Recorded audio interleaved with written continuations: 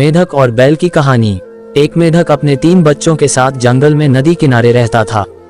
उन चारों की दुनिया जंगल और नदी तक ही सीमित थी। बाहरी दुनिया से उनका कोई वास्ता नहीं था। खाते पीते बड़े आराम और मजे से उनका जीवन कट रहा था।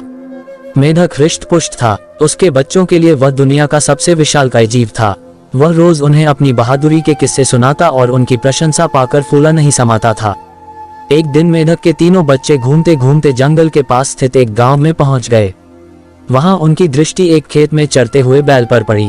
इतना विशालकाय जीव उन्होंने पहले कभी नहीं देखा था। वे कुछ डरे, किंतु उसकी विशाल काया को देखते रहे। तभी बैल ने हुंकार भरी और मेढक के तीनों बच्चे डर के मारे उल्टे पांव भागते हुए अपने घर आ गए। बच्चों को डरा हुआ देखकर जब मेढक ने कारण पूछा तो उन्होंने विस्तार पूर्वक बैल के बारे में बता दिया। इतना बड़ा जीव हमने आज से पहले कभी नहीं देखा। हमें लगता है दुनिया का सबसे विशालकाय जीव आप नहीं, वह है। अपने बच्चों की बात सुनकर मेढक को बुरा लगा। उसने पूछा, वह जीव दिखने में कैसा था?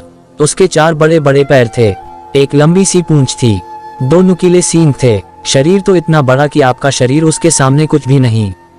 बच्चे बोले। ये सुनकर मेढक के अहंकार को जबरदस्त ठेस पहुंची। उसने जोर के सांस खींची और हवा भरकर अपना शरीर फुला लिया। फिर बच्चों से पूछा, क्या वह इतना बड़ा था? नहीं, इससे बहुत बड़ा। बच्चे बोले। मेढक ने थोड़ी और हवा भरकर अपना शरीर और फुलाया। क्या इतना बड़ा? नहीं नहीं, और बड़ा। मेढक ने जंगल के बाहर कभी कदम ही नहीं रखा था। उसे बैल के आकार का अनुमान ही नहीं था, किंतु उसने मानो जिद पकड़ ली थी कि अपने बच्चों के सामने स्वयं को नीचा नहीं दिखाना है। वह जोर से सांस खींचकर ढेर सारी हवा अपने शरीर में भरने लगा। उसका छोटा सा शरीर गेंद के समान गोल हो गया, किंतु इतने पर भी वह नहीं रुका। उसका शरीर में हवा भरना जारी रहा। उसने इतनी सारी हवा अपने शरीर में भर ली कि उसका शरीर वह संभाल नहीं पाया और फट गया, और अपने अहंकार के कारण मेढक मर गया। तो ये कहानी आपको कैसी लगी? वीडियो अच्छा लगा तो वीडियो को लाइक करें और चैनल को सब्सक्राइब जरूर करें। मिलेंगे और एक नई मजेदार कहानी के साथ।